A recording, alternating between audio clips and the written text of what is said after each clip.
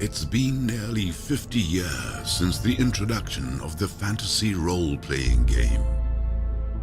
In that time, we've traded tomes of paper and ink for virtualized manifestations of the table. But this great game of the mind has always taken place in our collective imaginations. Welcome to Alchemy RPG.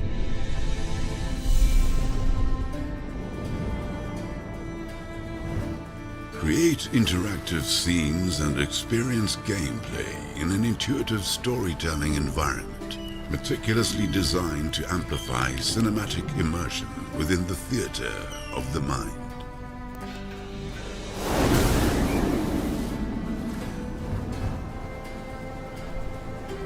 Craft your worlds beyond words. Immerse yourself and your players in your creations with lore-rich articles, fully mechanized NPCs, and pre-made player characters. Effortlessly stream your tales directly from Alchemy, while onlookers cheer for your heroes on perilous paths of adventure.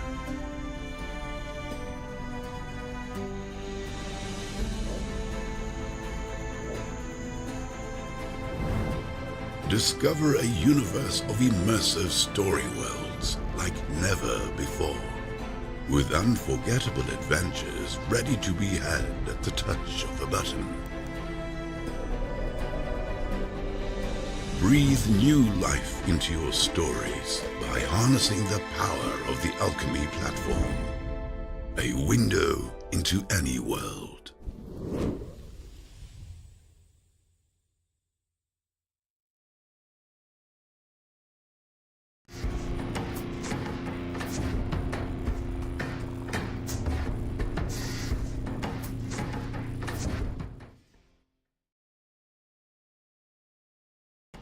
Hey everybody, welcome to Corpse Talk. We'll be starting here in about 8 minutes. I get to sit down with Alchemy RPG. I've interviewed Chris before. This is going to be a fun show with good audio and decent video. And I'm really excited to go over some things that I've had questions on in my journey with Alchemy, but also just his journey throughout the tech industry and what's going on. Now, if you're familiar with what we do here, every creature on the show was built by fans during our creature creation night, and their goal is to murder the Headless Knight, aka who Chris is playing tonight. Every kill they get puts their names into a raffle at the end of the month. Those names will get pulled for all the great prizes that have been put into the treasury by the sponsors and guests on the show. So everybody, I hope you're ready for this. We built some crazy shit yesterday just for Chris, and I have a feeling that Mork Borg is going to take his life all 4 times. You know, the PC, not actually him.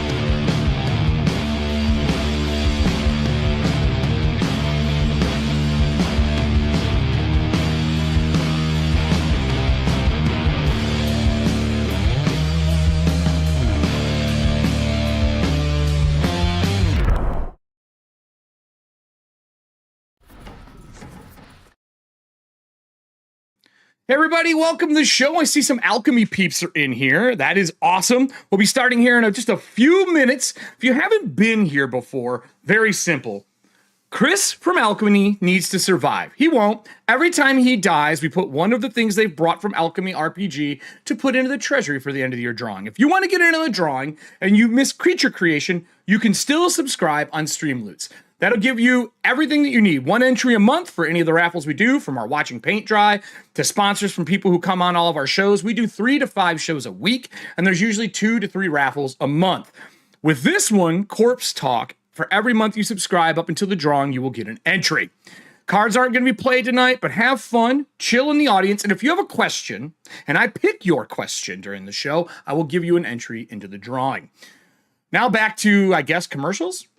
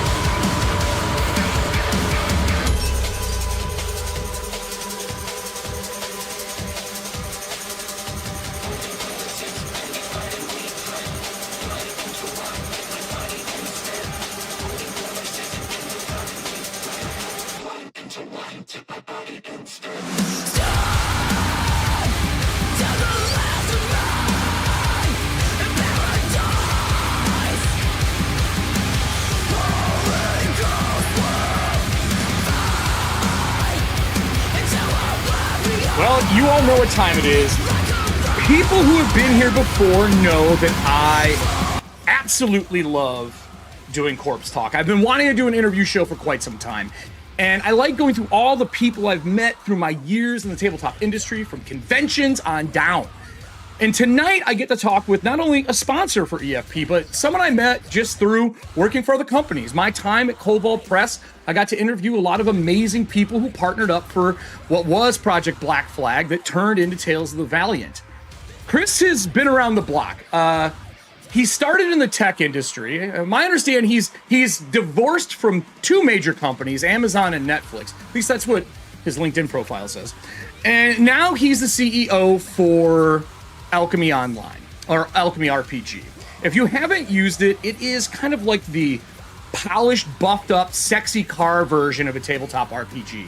It does all the things you want it to do, all the things you wish others did, and they iterate and build really, really fast. So they're heading up towards the end of their first version of Alchemy. Should be out by January. We'll rag on them for missing the mark in September, lovingly. And then we're gonna go into a whole bunch of questions and answer and play some Mork Borg, or my version of it, Corpse Talk. So without any fluffing here, because I don't want him to injure himself, I'm gonna bring him on. Let's get into the show. Chris, how are you doing, buddy? I'm doing, man. What a great intro. The buffed up version of VTTs. Wow. Yeah, well, it is. It really is. So let's talk a little bit about that before we get into like all the fun stuff. You have been a part of Alchemy and built Alchemy from day one, correct? That's me, yeah. Me and my partner, Isaac. Me and your partner, Isaac. Does he still like you? No. Okay, I was just making sure. I didn't know if we were the part to where it was going to be ex-Chris at Amazon, Netflix, and Alchemy. No, I'm the product dreamer who is always projecting the timelines that are completely unreachable, but make everybody else excited, except our development team. So you're as bad as venture capital, is what you're. Ooh, that's a low blow, Eric. Is already? It? Is already? it? In the is first it? 30 seconds? I mean, PC? I'm just saying. And I told you I would change this, so I will. I did this on purpose. So you're not as bad, but your title's CEO, correct? Yeah, we've begrudgingly started to accept titles. Oh, what was it before? Chris. That was just your name? Well, there was Chris and there was Isaac, and so that was my title. How many people are you up to now in Alchemy? Oh my gosh, too many. Too many because now we have to start kind of being managers in a way. But our team is fantastic. Is that good that you're doing that? Are you happy that you guys are at that point? I mean, we're builders. We're not really people managers. We're not really into like, hey, let's talk about your performance. Let's talk about how you can grow. Like, you're not doing milestones? We're not doing 360 reviews. We're not doing milestones. None of that. So sorry if you're an employee and you're watching. But we love you. Yeah, there's no reviews, there's no raises, there's just zeros and ones. It's ones and zeros. Not in this universe, it isn't. So the way the show works is pretty easy. We're gonna do a question, kind of get you lubed up and ready and happy, and hopefully the conversation's good so that when you get murdered at the table, it doesn't feel as bad. Oh, great. That's I've the played game Mork Borg before, so I'm used to it. You have played. Okay, so you're going to probably correct me on the rules a lot. We're looking to get one of the creators on, so I'm sure he's going to correct me every time. And I'm just going to have a button that says my rules, my table. So love it. We'll see how it goes. So let's start with questions. I got an easy one. It's not really a curveball. It's more of like a fun chat about things we've talked about before. An easy icebreaker question from Eric Frankhouse. This is a trick. Maybe it might be a trick. I won't start with a crit question. I'll say that I won't start with a crit question. All right. So, Alchemy was designed out of a love of playing games together, and if I remember correctly from my interview with you before, during COVID, you were looking for a new VTT. Isn't that kind of how it all started? Wasn't that the game plan? Actually, I'm proud to say it was well before COVID. We were looking for a new VTT. But it was kind of our own personal COVID. We had all sort of moved around the country and our local like gaming group. And so we needed a way to connect online and play. And we were using the existing tools, which have an incredible feature set. They do incredible things. Damn. But they were missing some of the things that we wanted. And being software engineers, designers, developers, we're like, hey, we can build all of these things. This is easy. And, well, that's kind of where it started. And that's not even the question. That was the warm-up so I could say this. I know you love music, and you've added a really cool feature in Alchemy, which we'll get into, how you can slide between. I got to kind of see it at Gen Con. We've talked about it in the past. It's awesome. But I would like to go to large screen here for you. In the back corner, I was told by your friend who works with you, who's in Madison at Gamehole Con, that you play music. But I know if you go back and touch those guitars, there's a layer of dust on them. Well, you can't really see it, but what's actually in front of the guitars is my rapier, which is symbolic for me that my love of TTRPGs has finally eclipsed music. But I put it in the guitar rack because to me, it's one and the same. It's my love of creating. Okay. And so hopefully those can all be symbiotic together. That is a great cover story. Yeah. I mean, that is the cover story. I was talking to someone recently and I was like, it's funny how I still identify as a musician, but if they're like, oh, cool, play something, I'd be like, well, here's a G and a C, maybe a D minor, but yeah, it's rusty as hell, man. So if you were doing music for a long time like that, what made you decide to kind of like venture into tech instead of continuing down the journey of being in a band or a boy band? I'm assuming you were an NSYNC player. That's my guess, especially with what chat is saying right now. But like, what made you decide to do that? Like, well, you're literally the Miracle Max right now, pumping my mouth, and you're saying like, what do you have that's worth living for? Because it's true love, man. True love. And for me, it was true love. I was a touring musician, toured 300 days out of the year, loved every minute of it. Damn. But I sort of had this long-time girlfriend, and it was pretty serious. And she was always kind of lovingly waiting for me when I'd come back from tour and take breaks and stuff. And it eventually got to this place where I was like, you know what, I should probably marry this person, or she's not going to be around much longer. I mean. So that summer back from tour, I live in Oregon, the grass seed capital of the world in the Willamette Valley. So I drove a combine tractor for 3 months and saved up enough money to finance an engagement ring. Oh, wow. And, and that's kind of what, I guess from there, it kind of led into, okay, I'm engaged now, I'm getting married.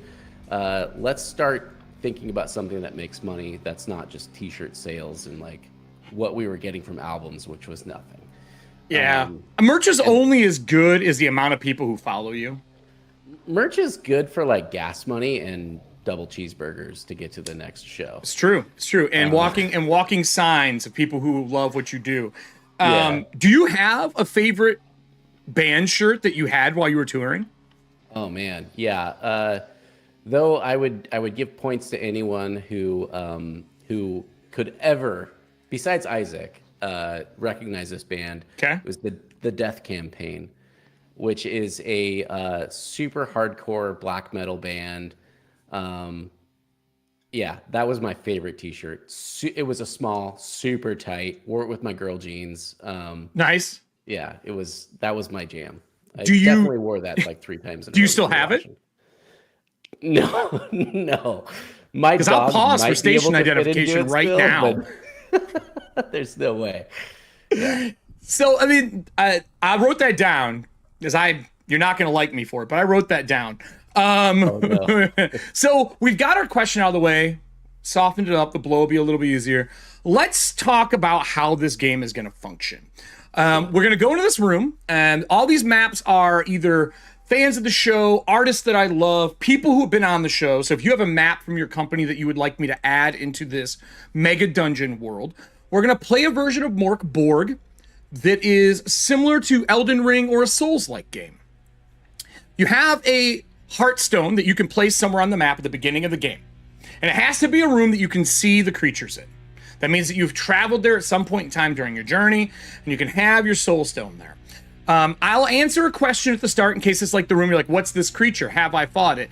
And I'm going to tell you, no, you don't know what it is. Because every time a new guest comes on, that person dies, and a new person comes on board. Danny left you items. You have some items in your backpack. Some are great. Some, like the shoe that you have, may serve no purpose unless you get really creative. There's a boot in there that says does not fit. So yeah, get creative. And then you're going to get 1 action and 1 move. All monsters go after you unless they are a boss or a god. Then we roll initiative like normal. Okay. Pretty easy? Yeah, sounds good. Sweet. Let's do it. You say that. Take some heads. So we get to use the new Mork Borg Alchemy setup with these amazing animated backgrounds you guys have made. These are fucking killer. I love how they look. They are very on brand for Mork Borg. So you guys kind of crushed it with that. I'm not using the audio for this, but for those who haven't seen it, you get this little slider in the corner, which is super sexy. Shout out Remy, aka the Kinemancers, who does all of our motion design. The guy's a fucking genius. Yeah, you're amazing. Love you, Remy. So you'll see on the map right now, you have you and the heart. If you zoom out, is there anywhere you would like the heart to be, or do you want to leave it in this room? He left you in front of a door with 2 creepy doll-like children with their lips cut out inside of a coffin, digging through and pulling out bones. He ran past them. All the doors in this room are currently shut because he climbed a wall instead of opening the doors. There's a set of double doors to the north that have a big gate behind them, and then there's the one that is right in front of you, which is unlocked. Oh yeah. So quick clarification: the heart is kind of like my Hearthstone, right? You die and you run back from it to your body. Okay. Think of it like a respawn point that your ectoplasmic nervous system runs back to your body. I love that. By the way, this is such a cool thing. I love what you're doing here. It's been fun so far. Also, I am not dumb enough to run for the unlocked door that you have right in front of me. All the other ones are locked.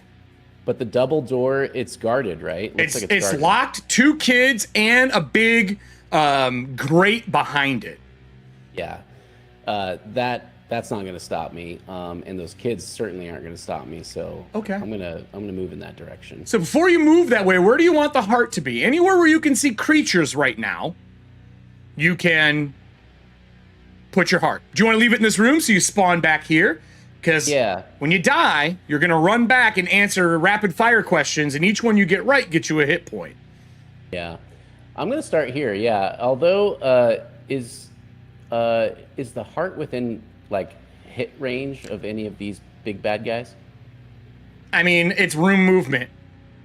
Okay, room movement. Yeah, this is fine then. We'll start here. All right, we'll leave in this room. So you're going to go to the double doors, which means you got to get past the 2 kids. Are you going to fight these kids? Or are you going to try to... kids, right? Like, what could they do? Or are you going to try to run past them? I mean, what about in between? Like, what about answer C? Like, it's up to you. That's up to you. To them or what? Up to you. It's your choice. Can I talk without a head? You have a head right now if you look in there. You actually have Rob Schwab's head from Shadow the Demon Lord, which allows you to have vision and blasphemous speech, which blows out and does a lot of damage. Hits X amount of creatures in the room. As long as they can hear, it will hurt them. If you know Rob Schwab, he says some of the filthiest, dirtiest, nastiest stuff that I've ever heard come out of a human's mouth. I noticed. I did a little bit of homework, and he's the hot creator of toilet wine. We'll keep it a little bit more G than that, but not much. I'd like to approach these kids, and and I'd like to speak to them through the mouth of Rob Schwab. You want to talk? Okay. Well, I'll move you over. What's corpse talk seems like a thing where you could like reason your way out of things, right? Maybe. Maybe. So with that, what do you want to ask? We'll get some dice rolls in. I want to ask them why guard this door? Cool. Well, first off, what would you like to use? How would Rob ask that question? If this was coming out of Rob's head. You want me to do this in the way of Rob? It will probably... Well, hold on here. Listen, you little shits. I want to know where the fuck I can go to get the fuck out of this room. Do I have to kill you both, eat you both, jerk you off? What do I have to do? That sounds like Rob. That's what I say. And which stat would you like to use for this roll? I feel like this is probably going to be... Or are you attacking them with his blasphemous speech? Would this be presence? Yes. Yeah, well, that's like my worst stat. It sure is, but it makes the most sense. It does. I got to stay true to it. RPGs are not about winning. They're about having fun. So I'm going to roll for presence. So while you're rolling this, I'll describe as you walk up to them, these two kids come out and you see they're holding spinal columns like whips. And as soon as you come up, they see that you have a head with a spinal column from it. So no matter what you do right now, we're going to have some penalties to your roll. These kids are the #1 killers on the show so far. I have them on screen for people to see. The spinal thieves are very creepy looking. Their lips are stitched back. They have rib cage necklaces that they're wearing. And there's a few people. One person made these creatures, and they're absolute murderers.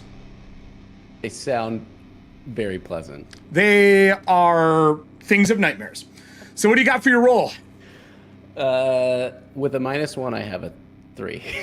A -1, 3, so you fail. They hiss at you.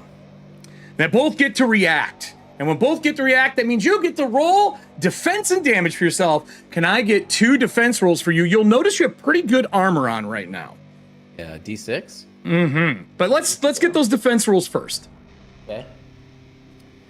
So do I roll a D20 for defense? Yes, you do. Everything's a D20. Unless you're doing damage or soaking on armor. And you get to add your agility to it. I believe that's what it is. So, or subtract, and that would be a 10. Yes. And I have built-in defenses for all the creatures in the show. They get upgraded. They do have morale, so there's a chance they can flee if you are good at what you do. What you got? That's a 12 minus 2 is a 10. A 10. One of them gets hit.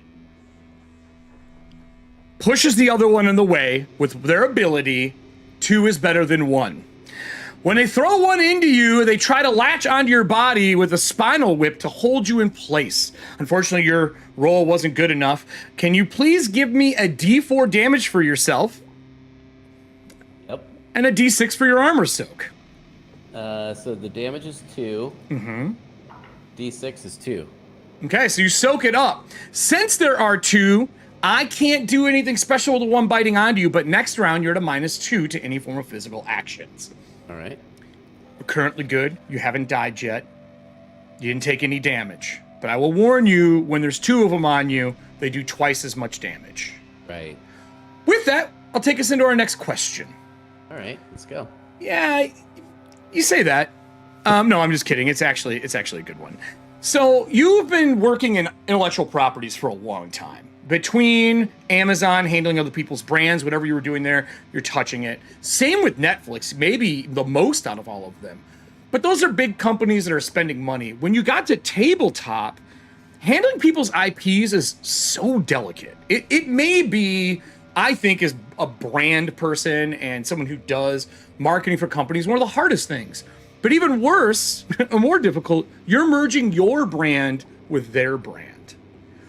How do you keep the look and feel of Alchemy RPG and still get the look and feel of, say, Mork Borg or Aliens or even Cobalt Press, which is a totally different style of any of those? Do you guys have a process or pillars or something you follow to make sure you're keeping both parties happy? Yeah, that's a good question. I think that the biggest thing is, well, the most logistical answer here is that we pay for it ourselves. If we're creating new assets, if we want to add something to amplify the games, we're not saying hey, here's a pitch, here's what it could be, and then we're asking for these creators to reinvest into their brands for our implementation. And we're saying, hey, we'll do this. We want to do this. This is what makes Alchemy special, and so we want to kind of foot the bill for that. Because for us, we are continually investing into Alchemy beyond our time, our resources, and our energy in every way possible. And so I think for when we look at something like Enhanced, like for Mork Borg or for Mutant Year Zero or for those who don't know, what is Enhanced? Because there's some people in here that aren't going to know what Enhanced is for you guys. Yeah, good point. Enhanced is when we take a title and instead of just creating a VTT implementation of it, we're adding all of the assets that really sing on Alchemy. And those things are motion graphics, ambient audio, music, and really kind of pulling everything together in this super immersive environment to really draw you in to tell a great story. So when we do all of that, it's sort of an easy sell when you're footing the bill. And at that point, it comes down to like approvals. Does this fit my aesthetic? Yes, looks good, ship it. And so I think for us though, like everything we do runs through a design lens. And for us, we have a lot of different design principles, but the number one principle that we have, and a lot of our users feel this in different ways, for better or for worse, is good design is as little design as possible. And so we're always trying to simplify things, to reimagine what those things could be, even if there are existing constructs for those things. Great example is we're currently testing Fog of War right now, and there's a lot of ways in which we've taken Fog of War and made it our own. I've got a sneak peek. I won't say anything. I am excited for how you're doing it. So to continue in this question before we go back to combat, do you, doing through a design lens and going the kind of more modern, simplified route for graphic design, I want to say Apple, but the Apple aesthetic, like clean, polished, minimal, and focused and working. You all take a lot of feedback. You have a super active Discord. Your partner in crime, Discord. Yeah, your partner in crime does awesome videos on updates, which, by the way, let me tell you, I think those videos make me more happy than like the Kickstarter itself or anything else. Yeah. I know they take a lot of time. As someone who does this full time, they are, I don't want to say exhausting, but they are repetitious when you do them. Yeah. And I really appreciate them because they let you know, hey, I'm sitting down to do a game. What's new? How are you guys deciding what to add in for this, version 1? Because you had to push your goal out to January. I joke about it, but it was September. You pushed it out because it was the right thing to do. Is that because you were taking in feedback and making sure you're giving people what they want, or was there a big direction change? I think the feedback's is a big part of it. We have an amazing Discord community, and they share their experiences on Alchemy. They share feature requests, bug reports, all of those things, and we read every single goddamn line of what they write, and we log them into project management tools, and we quantify the amount of times that are being requested, and we also, there's always this constant balance of like our vision versus what our player base wants. I think that there will come a point in time where it will be all user driven, but at this point in time we're like, let's get the baseline of what we have out there, and then we'll start kind of being guided and directed. But we can't help but be influenced and swayed by what our current player base, which is a lot of people who are really excited about the platform, what they need right now.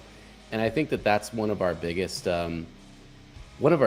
things that sways what we do sprint to sprint. We do sprints Wednesday to Wednesday. And every sprint we do, we're always thinking about, okay, well, Nox in the Discord really needs a way to measure distances. Like, let's just give that to them real quick. Well, I mean, so I can definitely attest to this. So when we started Mork Borg and we're building it for Corpse Talk, I came to you saying I really want to use you as the primary VTT because I love what it looks like. I like that it runs WebM and videos in the background very successfully without having to use a plugin. And some things I was using were getting discontinued, I'll say, from other groups that I was working with. And then other ones felt more like building a video game than building a tabletop RPG. Yeah. You have this sweet theater of the mind meets tactical setup where it's non-intrusive. You get to do it and you're constantly developing it. And before we go back to you getting murdered by the 2 spinal thief girls, I do want to know, when you're putting all this stuff into play, like, do you have a voting system for the sprint? Like, you have to have something. Or are you just the final, like, we're doing it, I don't give a shit? Like, how?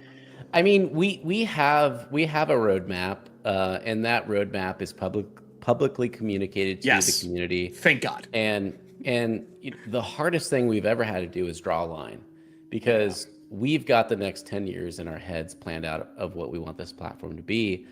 And but we came to the point where we're like, if we don't draw a line, we'll just forever be in early access. We'll forever be iterating. And we have to start thinking about what's the first like stampable release, version 1. And the way that we sort of did that was thinking and distilling down what we thought kind of these 4 core pillars of this tabletop role-playing game experience would be in this generation or this decade. Sure. And that was like an awesome immersive gameplay experience, a marketplace that tried to defy all the odds of like what it means to be a VTT marketplace, a place where you could build worlds and create your own homebrew content, and a streaming situation where you could stream directly from or bring people directly to your games to spectate. Right. And there's a million features even today. Like we're facing with all this. We're faced with all the scope creep constantly, because there's so many things we want to do, so many problems we want to solve, so many dusty corners we want to sweep up. But there's only so many developers and so much time in the day. Yeah, and we talked about that some before, but that's okay. Sometimes deving doesn't turn out, and you learn from the process. And I mean, Nintendo is famous for rapid prototyping and didn't work, throw it away, didn't work, throw it away, and then they get the one they want. And you're right, you guys built something great for streaming and for murdering guest stars. So in this room, we have the 2 spinal thieves. You ran in between them, trying your best to get by them with Rob Schwab's head as he screams, and you fail miserably at doing so. One is now latched on you, and the other one's there. So now the damage we do is increased. We're now up to a D10 damage for these 2 kids. I don't apologize. That's a lot in Mork Borg. You only have 9 hit points and a D6 soak. So it is your turn, though, because you go first. One is on you. It's an action to get rid of it, or a strength roll to get rid of it and push it off of you. Or you can just attack with an on you at a -1. Actually, I'm gonna lead with letting this kid leech onto me while I destroy its little brother. All right. Well, good luck.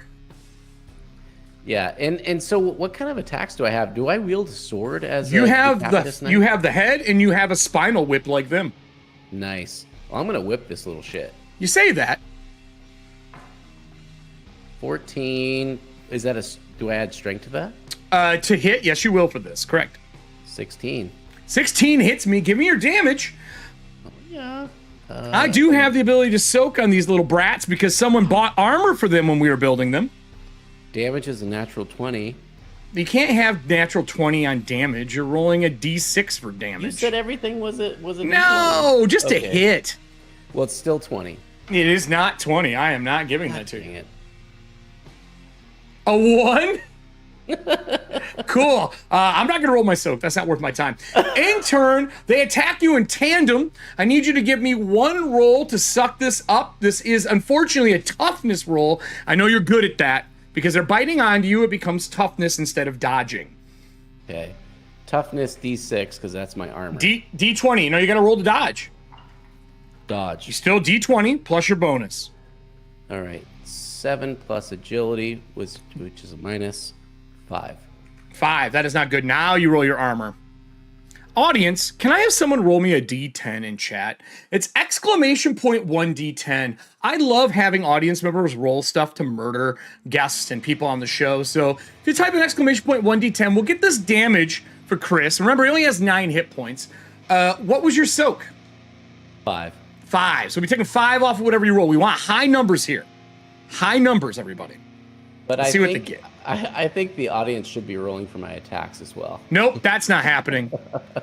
4. You soak it all.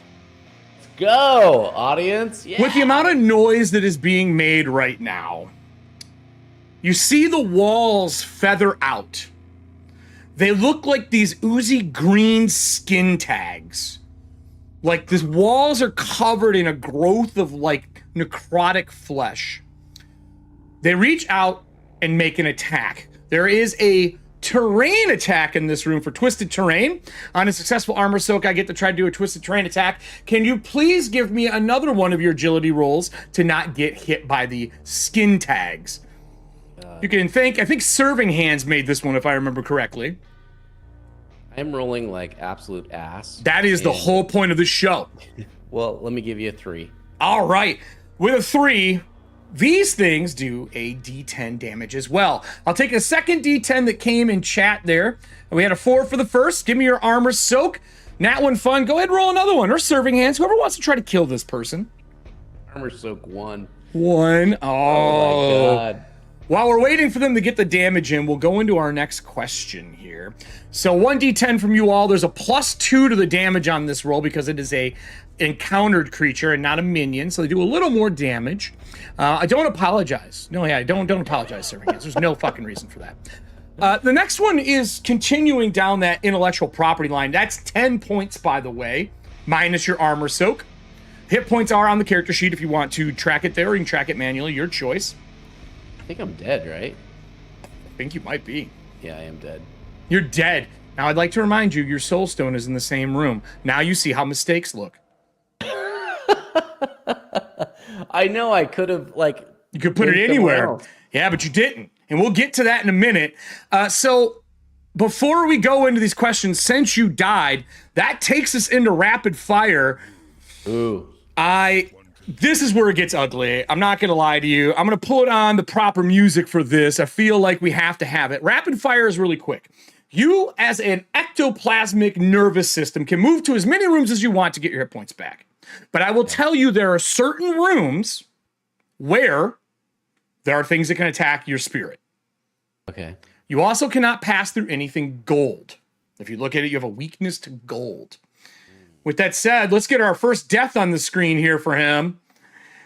And now we have one thing that's going to be entered into what we are putting into our treasury. Let me pull up our treasury. We're going to do a 6-month sub is going to be added in. These are going to be all given out at the end of the season in our big treasury drawing. Have a bunch of things like best monster, best trap, door that blocked the most passages, the person who murdered the most. There's going to be a whole bunch of ways to get drawings from being a part of the show and making those creatures. So, rapid fire. Let's get our music ready for this. Are you ready? Let's go. I'm going to bring us all the way to where we left off last time with Danny, which is really easy. What is the best writing tool? Best writing tool. I mean, I feel like I should say Alchemy Universes. Yeah, that'd be incorrect. It's blood. It's Halloween this month. Damn it. What sea animal would you be? An orca. An orca? Yeah. That is really good. It's always shark. Wrong answer. True or false? Time travel is real. We've seen a lot of TikToks trying to prove this lately. Yeah, hell yeah, it's real. You can hold space. I'm with you. I'm with you. You got one right. You get 1 hit point back. Would you like to go through more rooms as you're running around? You're getting into a room that is considered dangerous. Yeah, I want to go through more rooms. You're going to keep going? Yeah. All right. I'm going to mark this question. This is very important. I need the hit points. Get this one right, or your first attack when you come back to your body from somebody is a crit. Coffee or tea? Coffee. You are correct. You do not get crit. I knew you'd pick that. It's in this cup right here. Now we're playing the dating game, so now yeah. Would you like to go more rooms? You're currently at 2 hit points. Eric, I'm experiencing the most success doing this than anything else, so let's keep going. All right, next one. True or false? Books to movies are great. Books to movies are great. False. Look, I agree with you, but unfortunately the internet says nobody reads anymore, so that is incorrect. True or false? That was the dirty trick question. It sure is. True or false? Space exploration is still important. Oh, hella true. I agree with you, and I don't give a fuck what anyone says. Yeah. You currently are at 3 hit points. You've done 1, 2, 3, 4, 5, 6 questions. You can do up to 3 more. Okay, give me 2 more. All right. Which TV family does your family have the most in common with? Oh my gosh. I gotta think of the TV families now. He's on thin ice. I agree. Oh. TV families. He's like looking things up on his phone right now. This This is that guy who cheats on his roles. Like really kind of like hicky, backwoods. That's my family. Like Who what? Would that be? Who would that be? You can just forfeit for a wrong answer, and I'll give you the correct one. Oh, there's a correct answer to this? Of course. How about the Winslows? The Winslows. That's got to be the right one. That's not the right one. That is funny as shit. For you, I was going to say that 70s show. That might be good. And you got one more. You said, true or false? Technology makes us lazy. Yeah, that's true. Wrong. You're a VTT company. That was the dumbest answer you could have gave. So you get 3 hit points back. We go back into the main show here, everybody. Good job. You got 3 right. You have the most right so far. Oh, good. Yeah. Those are hard questions. That's really not a good number. It is. You have to know me, you have to know you, and you have to know what I think of you to answer those correctly. We just haven't talked enough. So with that said, we get into a real question. You got a little brutality. The death is in the corner. One item is going in. Let's go back into like real conversation. And I know that was a little offensive and a little brutal. It is what it is. So intellectual properties we talked about briefly. And I have a second thing that I think is kind of a continuation of IPs. Right now in our industry, we are seeing big IPs, movies, TV, and podcasts. Like Monty Cook Games has picked up a whole bunch of podcasts recently. You have Everyday Heroes just crushing the IP game. Same with Free League. But right now, we have seen our first major hiccup. I thought it was going to be Avatar with Magpie, because that's a really hard IP to work around. You also got to do Viacom. You worked for Netflix. Mm-hmm. Rebel Moon is now in a big fight. Yeah. All about what happened at Gamma, what should have been shown, what should have not been shown. This is a real question. Don't you think it's really just because they decided they don't want to fucking do it anymore? Maybe. I think things change rapidly in tech. Priorities shift. Sometimes new hires come in with new roadmaps, new initiatives, and those things can change. And that could be motivation for why they may or may not want to do this anymore. But it's like a pittance pay, though. Like, let's say the whole amount that they're paying is like $110,000. Let's just throw a number out. That's a low number. It is a very low number. But I'm saying that they're paying them. That's not a lot for them. That's like they stub their toe and find that under the fucking couch. I think, yeah, if it was $110,000, they would just pay it and be done with it versus going to court. So is it Zack Snyder's fault then? It's always Zack Snyder's fault. Correct answer. I'll give you another hit point.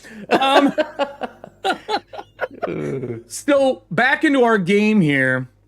You're not doing so well. You've died. You've ran back to your body.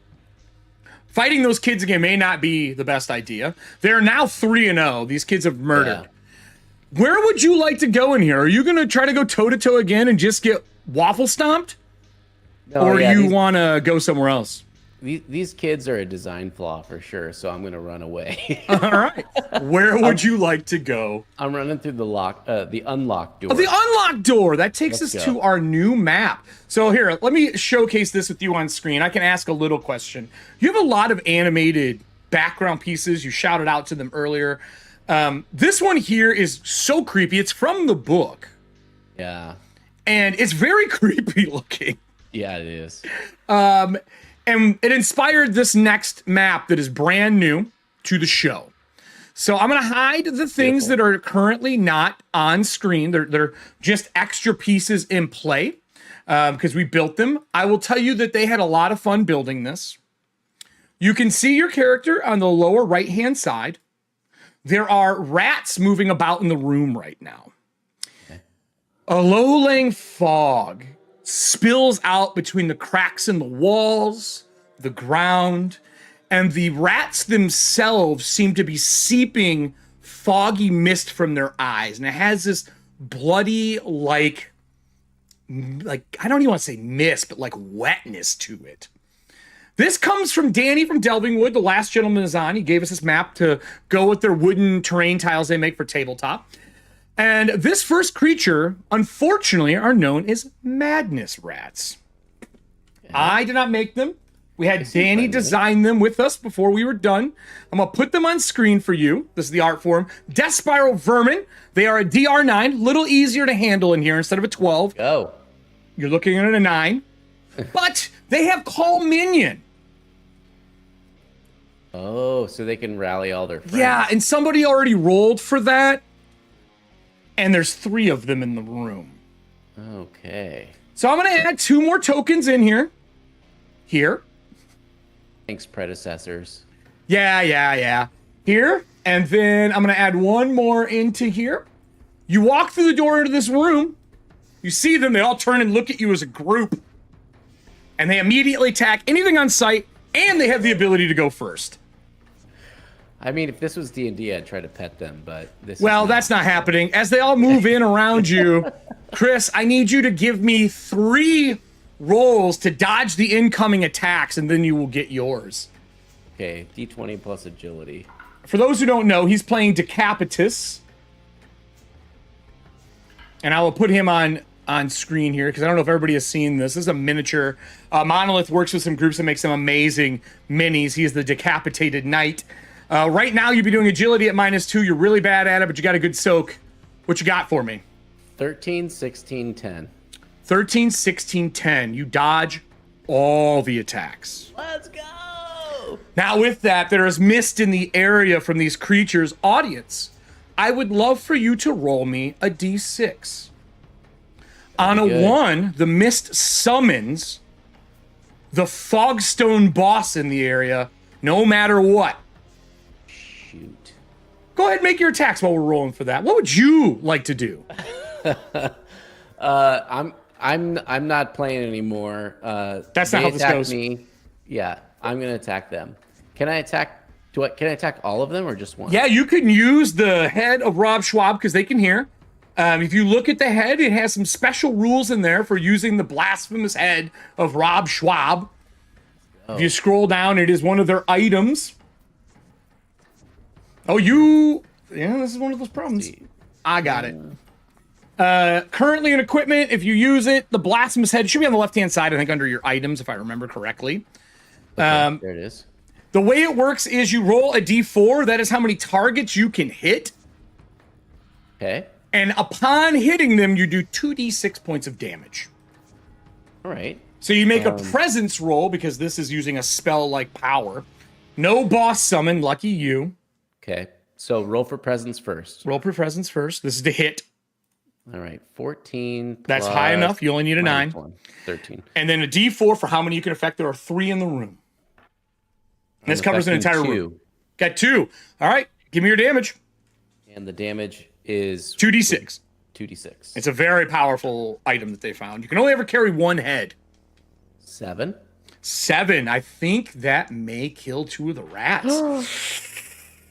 Everybody, I tried. Let's scroll down here. You can see all the names that are in here. If we go back to our lovely guest thing, everybody who has played cards that upgrade these creatures, their names go in here. They only have 7 hit points. Oh, just enough. And I was ready to do my madness, poisonous bite. If I hit you, I didn't get to hit you. I failed on all those. Otherwise, you could have gotten poison. They did call their rats. And they do have a 2-room move, so they can chase you an extra room. Okay. But because of this, we're in morale. We are. We are in morale. And that means you get to roll me 2d6. Their morale is a 4. You need to roll under a 4, and they stay. Over a 4, and it flees. 8. An 8. The other rat flees as well.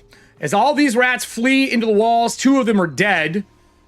They are here and gone until you die and everything resets. You know, true Souls fashion. Sure. Yeah. So what would you like to do? All right. So I'm in this room. There's a lot of mist. There was some rats. About up to your knees. They fled. Okay. Yep. Knee like a mist. Doors, windows. If you look straight forward, it's just a long hall of mist with about a 10-foot wide area to go right, and then a little hall to go forward. You can hear something moving about. You hear the sound of babies crying in the background. Okay. Well, I'd like to slowly creep forward. Okay, you can move up to one room. One room is basically till you hit an adjoining area to connect. Let's do it. One room. All right, so do you want to go to 10 or do you want to move down towards 12? Let's look at the map. Which one? I'm going to look at the map here. Oh, yeah, you should probably look at the map. There is something over in this room that looks back at you. She has a skull-like face and rib cage that breathes and opens, and you can see floating small skeletons, almost like an ultrasound inside of her. Cool. Yeah, I'm going to have to go with Tippy and go to the baby. You're going to go the baby route? Go to the baby. All right, well, with that, we get to our next question, just our regular questions here. So you've only died once so far, and I feel like it's time for a crit question. And this is going to be a good one. If you had to fire one person on your team today, who would it be? And I hope they're watching. Or you can just take a crit on the next attack.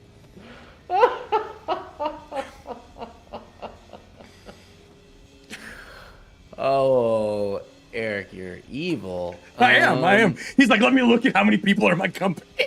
I would fire myself. You can't give that answer. There wouldn't be a company. My biggest weakness is that I care too much, Eric. No. You can't slither your way out of this one, CEO. I'm gonna have to take taking the crit. Take a crit on this All right, that's what I thought. I thought you would take the crit on that one. That gets us right back into combat. I'm gonna move us over to the map page for you. This is what she looks like. She's a horrifying creature. Spiked shoulder pads made of stone, fog coming out of her belly. She is skeletal in nature. Can't tell if it's a mask or an actual skull. There are a ton of names on this. I just want to scroll down. If you scroll down, you can see there's something like 20 names attached to this build. Wow. She has very few hit points. She's not real stocky. But she's pretty tough. That's not the worst part. She is a ribclaw mother. As the smoke and fog billows out from her, you can see her rib cage is made of gold, which means that you cannot move towards her without taking penalty, because you are weak to gold. Mm-hmm. What would you like to do? You get to go first, but you can't move towards her. But I sure as shit can move towards you after this. And there's no hold action in Mork Borg. That's not a thing. I'd like to call out to her. You're going to try to talk to her? I'm going to try to talk to her. I'm going to say, Mother, your baby is crying. Oh, you're a smart player. You're not playing Mork Borg. You're playing like mystery theater or something. Can you give me a presence roll for that? Sure. Which you suck at? Oh, nat 20. Are you serious? Yeah, nat 20. She pulls a skull out from her chest cavity and says, I know my baby is crying. It is because it is hungry. Do I have food on me? And she cocks back. You've denied my first attack. Would you like to stay here with your move action or go somewhere else? Most monsters can only move one room unless they are built to do so, like move 2 or 3. What would you like to do? I'm gonna stay here. I'm gonna take a position of vulnerability. I'm gonna take a knee. Really? Yeah, in Mork Borg, I'm gonna take a knee. Okay. If you're taking a knee, all right. Yeah, and I'm gonna reach into my pack. Okay. And try to find something edible. What do you got? Your backpack has stuff in it. Okay. Pull it up on screen for the audience to see as well. Okay. Oh, I can look in there. I do have a backpack. Let's see here. Equipment. Let's see. Backpack. So under equipment, you have your backpack, you have a spinal whip, you have your heavy armor you're wearing, you have the blasphemous head, and one boot that doesn't fit. You know what? This seems like the proper place to pull out the boot that doesn't fit. I'm happy to say it's a baby boot if that makes you happier. Little pair of Nikes. I'm going to pull out this little baby Air Jordan, and on a knee, I'm just going to offer it up to the mother here. I've never had anyone on this show to date find a way around a fight unless they ran by. Chris, you might be the first. I will give you a presence roll. I will give you a +2 to your roll, washing out that negative. She is a pretty powerful creature. She has a higher DR than most people to do. If you do this, I will let you bypass her and she will not combat with you. All right. But you are looking for a 12. Do you want to know what it is? A 2. It's a 5. Yeah! She goes, my child does not wear boots because it has no body. And she throws the head at you. Spikes sprout from it like thorns. I need you to give me an agility roll. If this hits you, it is not good for you, your health, but it will possibly summon the boss. Can I get a D6 in chat, please? I got a 5 minus 1 is a 4. That is not good enough, good sir. Can I get your armor roll? You are trying to soak 8 damage. I soak 1. Cool. How many points did you have left after your fast questions? After my fast questions? Yeah, we did all the questions. How many hit points you have left? I think you only got 1, 2, 3, and I gave you a 4th one. There was only 3. You got 4 back. 4 back, because I gave you 1 for the VTT answer. Oh, and then I respawned at 9? No, you don't. You respawned at the amount of questions you got right. So I respawned at 3. Yeah. 4. Yeah, and you just took how many points? Too many. Are you dead again? I'm dead again. I'm pretty sure you are. That is a second death. Another one goes in. Thank you for dying again for the treasury. CEOs dying is a national pastime on this show.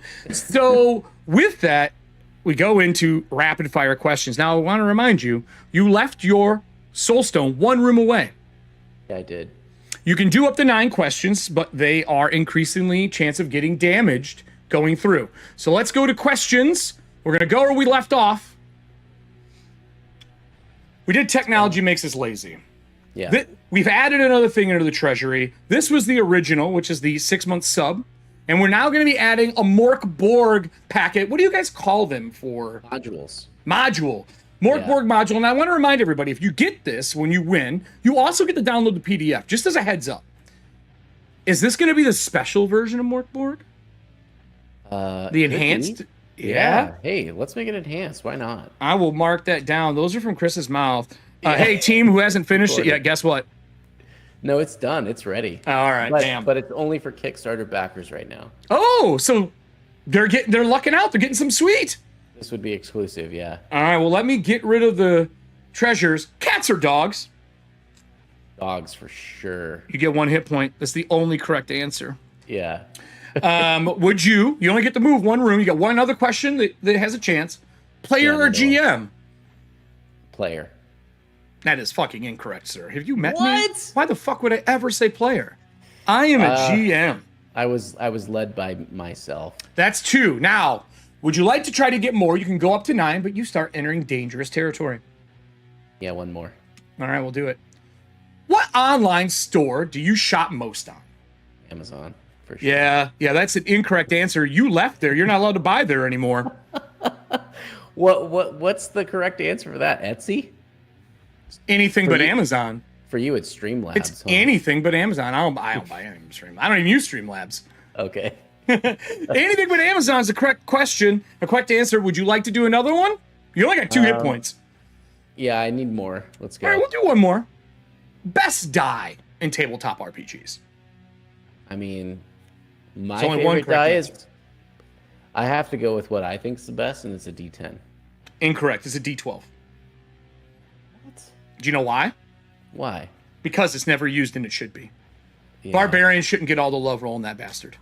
But the D10 looks the best. No, it doesn't. That is an obsolete die. It's like a really cool diamond. Look at this. Do you want another one? Because I mean, Yeah. right now you're looking at 2 hit points. I need another one. I need to get one right. Cool. Rollmaster or 4th edition D&D? My favorite question out of the group. Rollmaster. Correct. Yes. You got 3 hit points coming back to your body. We leave questions. We go back to a real one for the show. Our final real one, and we'll do 1 more round of combat. Let's see if we can get him to die again here, everybody.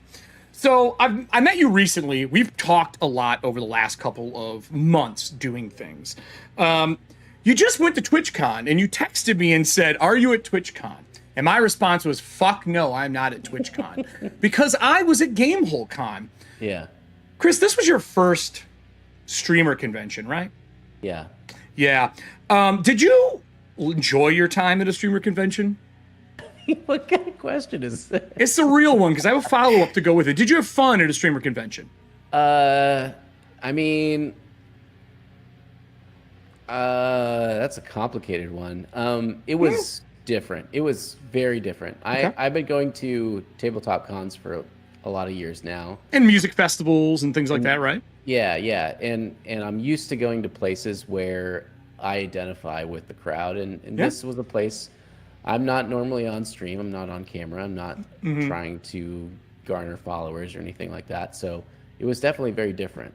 So the reason I asked that is when you go to a convention and you're kind of like shoved out of element, what do you do to find a way to make that convention worth the time that you took to go there? Yeah. I mean, I think this is kind of a lame answer for most people, but for me, I just turn it into work. Okay. Is that most cons for you right now? I know it is for me. Yeah, and that's kind of a blessing and a curse, I guess. Like, I would say when I go to Gen Con, it's more of a curse than a blessing because I've had so much fun at Gen Con as an attendee. Yeah. And Gen Con, like, if you're not playing games, I mean, and you're instead like shoveling heavy equipment across like town, it's not as fun. But right. But yeah, I think I try to turn it into work somehow. You know, try to envision what our booth would look like on that floor, try to meet people, talk to people, make connections, that type of thing. Yeah. Did you make any good connections with your TwitchCon that you can talk about? Yeah. There's some great, I met some great people there. I think the folks I was the most excited about was I spent a lot of time with the St. Jude's people. Okay. Yeah, like I just first of all, I love the fact that St. Jude's is at TwitchCon. That's wild. Who thought we would ever say that? Where hot tubs and bikini streams happen, St. Jude's is there. Yeah. But they're innovators, man. There's some really smart people who work there. They're doing some cool stuff with tech. They're doing cool stuff in gaming. They're creating their own apps and everything else for donating, specifically around tabletop gaming. And we're going to work with them. We're going to do something with them. Oh, really? Yeah. Like, not only is that just an incredible cause, but they're just incredible people. And charity's awesome. So yeah, it's not often that I run into people who do charity streams with, like, for big purposes. And I do get to them once in a while. I do enjoy the big ones. The little ones every week, I'm not a big fan of doing those. We're like, I'm this week, I'm that next week for them. But big ones like that, big outreaches for things, I do enjoy if you put the right amount of prep in. And before we do our last round of combat, kind of curtailing off of that and then having you talk about what's coming up for Alchemy, when you're doing those big charity events, I don't think people understand how much work goes into those. They are so much work to prep, plan, schedule, overlay. You can't have mistakes. Anytime you have a mistake, you're scrutinized more than a regular show, stream, ad, anything. Like, Pepsi got nailed over the Harrier thing way back in the day, right? Yeah. There, you missed one pronoun and you're going to get blown up. Like, you have to be on point. Are you going to be doing, like, adding a fundraiser widget into the VTT? Are you going to be doing, like, a big event with them when your streamer stuff launches? Can you talk a little bit about what you want to do with them? Yeah, I mean, or ideas. Obviously, it's all startup. Like, you're not that far. TwitchCon was last weekend. yeah, it's still definitely in the works. But I think one of the things that they're really excited about is creating interesting ways to fund cancer research for kids in a way that isn't just like, calling a 1-800 number or writing a check and putting it in the mail, but more so entering a Magic tournament or playing a TTRPG or fun for money, a live stream. Yeah, totally. And I think that that's rad. And if there's ever a way that we could use what we're doing to do some good in the world, like real good, like helping kids not die type good, that's the kind of thing that I'm like all about. So, yeah, they're legit. They're doing great stuff, and whatever we can do in that regard to bring that to streaming and tabletop, for that cause, like we're gonna do it for sure. That's awesome. I'm excited to see kind of where that goes, because I've always liked seeing how streaming companies and platforms work it in, because it's a lot of times it's just touted as a tax write-off, and I don't think that's the proper way to look at it. I don't think the tabletop industry is really that way. I think there's a lot of heartfelt people in the tabletop, even me. Yeah. Even though it may not seem like even it, right? you, Eric. Even me. So no, with that's what I love about this space. You know, I've spent a lot of time in Silicon Valley, in tech, in the music, entertainment industry, and I think I've been lucky enough to be able to get to a point where I can pick my industry and pick the people I want to work with and be around. And you know, no industry comes without its flaws or dark spots, but by and large, this industry is the best. It's full of people who are all creators. They're all passionate. They're all authentic for the most part. Yeah, I mean, there's always some bad ones, but that's any industry. Well, I think a part of it is the absence of great wealth and lots of money. And so until tabletop gets to the place where it's, you know, making tech money, I think it's always going to be a sacred place. But as long as there's the folks like us who came home from school and went to the basement and played D&D or ate lunch in the band room, like until all those people are kind of phased out of it, it's going to be legit. And so I love being here. That's awesome. Well, we have our last round for you, sir. You're in a very odd spot here. You have somehow bypassed the ribcage mother. I'm a little upset. Are you going towards the door through 10, or are you going to go towards 12, where you can see fog and something floating in the fog? And I can see nothing in 10. You just see her. She's in the corner. She is currently knitting woolen caps for the skulls of her children. I think I'm just way too attached to her by now to do anything negative to her. Yeah, you gave her a Nike.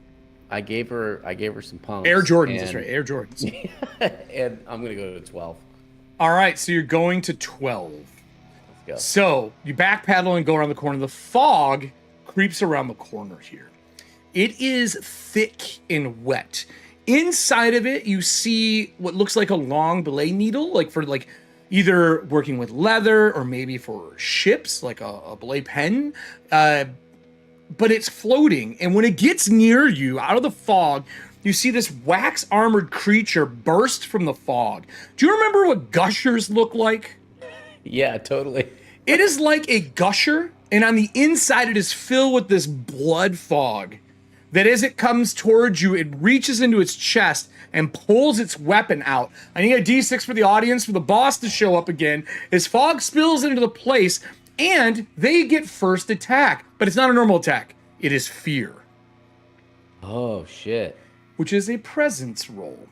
Okay. Let me put the art for these lovely creatures on the screen and all the people who help make them. The Fog brand is this weird waxy armor filled with this blood mist. Lots of names on this one as well. 6 hit points, 12 morale. They don't run.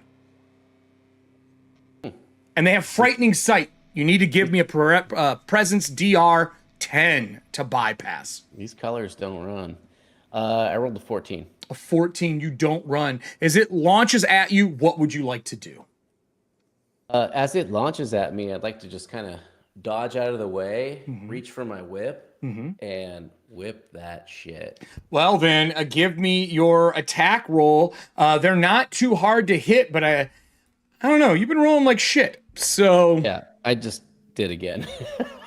It's a 5. A 5?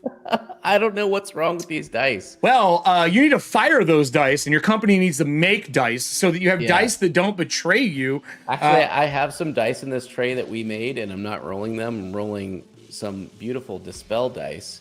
Yeah, sorry. Those are weighted. I called her. So as that happens, you miss. It runs by with the pin and stabs at you. It does a whopping 7 points of damage. You could soak enough in your armor to be alive. Okay, let's see. I'm gonna definitely roll one of our dice. These are one of our Lost Druid nice dice. All right. It'll go well, I'm sure. A 1. That is not enough. You are dead again, good sir. With that, we get another kill cam. You're dead again. Third prize is entered into the pool. I'll let you do a couple rapid fires to redeem yourself because I feel like you're just failing left and right tonight. I mean, if the point's to die, then I've definitely. I mean, you are successful. I have a couple rapid fires, but first I want to show the next thing that's going in. We did Mork Borg. Next is Symborum. That'll be another one from Free League. We have a lot of Free League fans on the channel. Symborum is fantastic. If we get the last one in here somehow, some way, because I have a crit question to close out my questions for him. We got to get the last one in, Eric. There's this amazing gift box, which has got a lot of stuff in it. Dan, who's in chat right now, is That One Fun, I think shot the video over on their YouTube site that shows everything that's in it. It's like, it's a shirt, a pin, right? A rollout mat, cards, modules. Am I missing anything?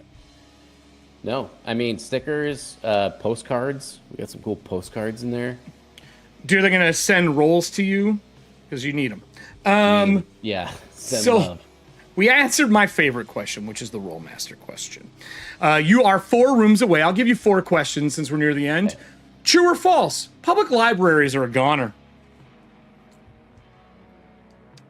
It's got to be true. Unfortunately, you are correct. That is a hit point. Yeah. I don't think they got much longer. I think they're going to go the way of Borders, add coffee shops, and then be fucking done. Dude, I grew up in the YA basement of my local library, and I loved it. Me too. Sitting on a beanbag. Well, you got yourself a hit point. Reading some Ray Bradbury. Ray Bradbury? That's your call out, Ray Bradbury? No, I'm not calling him out. I'm going to have him on next month. Chris said. No, the next one for you. Beard or no beard? Well, that's hard. Is this question for you or me?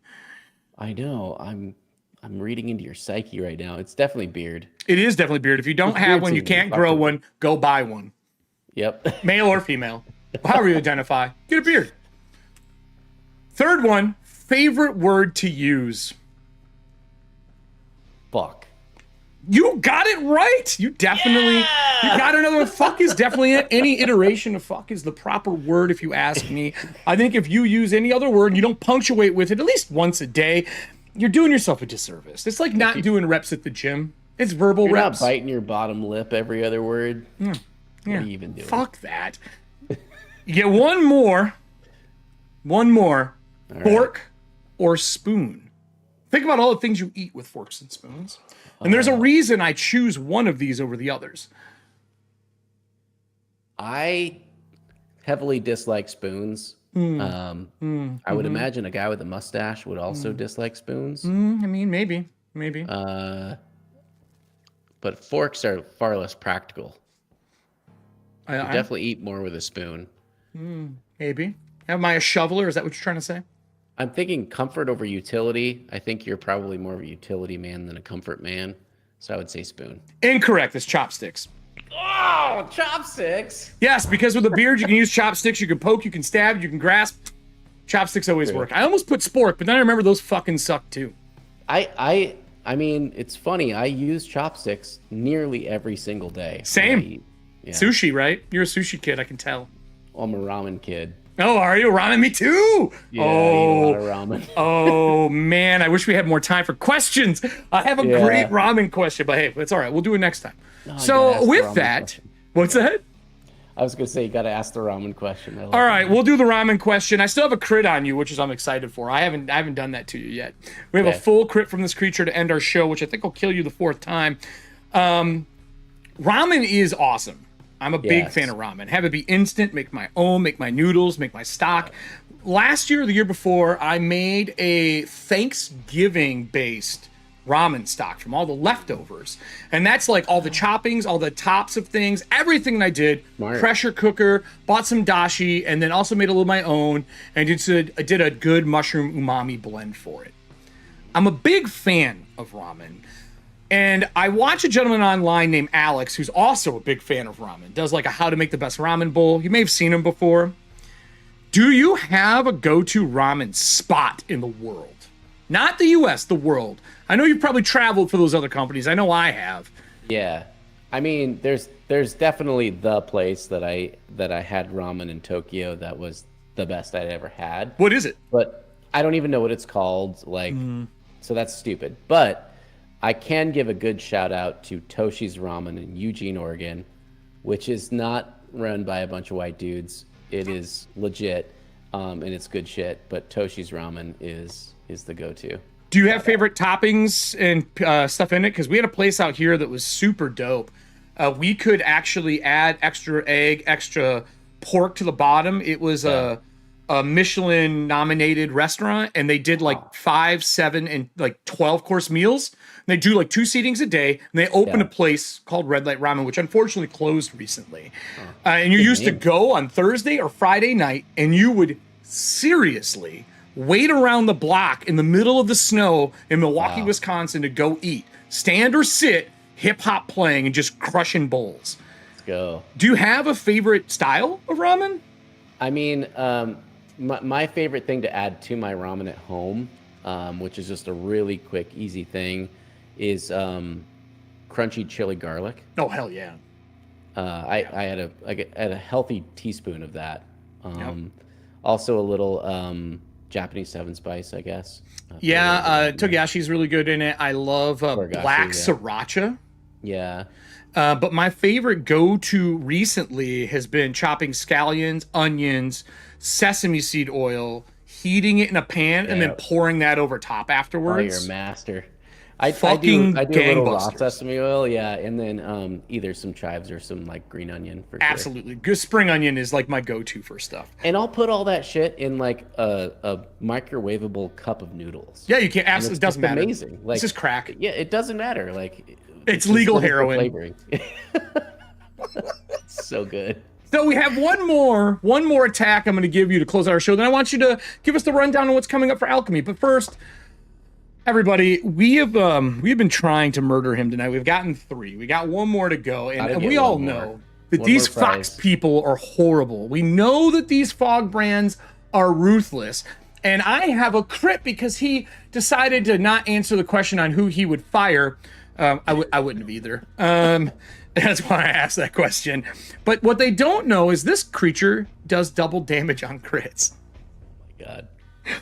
So, because he has a slaughter card that was played and added to him. Unless they do 1 hit point, I'm dead. Oh, that's not happening. You got to roll me an agility roll. Okay. To make sure you don't die. It is a 14, because it's a crit attack. I'm gonna. Whoop! I dropped it. I'm gonna roll my Ynir dice. Okay. Whatever makes you feel safer. This makes me feel safe. Shout out, Jen. What is up with me rolling 5s on D20s all night long? That is a 5. Minus 1, which is a 4. As Wayne June serenades your death here, give me your armor save versus 16. Okay. 2. Cool. That doesn't matter. You're dead again, everybody. That is our 4th kill. We got him all 4. He didn't have to kick anything in. Yeah, usually they have to throw in. They didn't have to do it this time. We murdered him for all 4, everybody. That's a lot of entries for everyone tonight. A lot of entries. With that, let's just do a real quick kind of casual closing here for you. I am a fan of Alchemy. I was so excited that we got to have you on to talk. We've talked in the past, but really the reason I was drawn to Alchemy is the level of graphic design that went into the Kickstarter. How gorgeous it looked. It is what, when I make things and present it, have it be a live show like this or a production on stage, there's a level of like perfection that I aim for. And I know we all critique our perfection heavily. So you missed the roadmap, but it's been for good reasons you've pushed out to January. Can you give us like the top 3 things we should be looking forward to with Alchemy over the next couple of months through Christmas into, whatever the next version's going to be? Yeah, shoot, it'd be hard to pick just 3 things, but the thing that I'm really, really excited about, there's 2 things in test right now. One is Fog of War. I'm really excited about that getting out. I know a lot of people are really excited about that too. Yeah. That's probably coming on Friday. Ooh, maybe. Spicy. So, yeah, that's going to be a cool drop. We've got a lot of cool tools like ping tools, fog tools. Yeah, there's some great stuff in there. Then the other thing that's currently on the boards is streamer mode. We're really excited about that. This is going to be our first stab at it.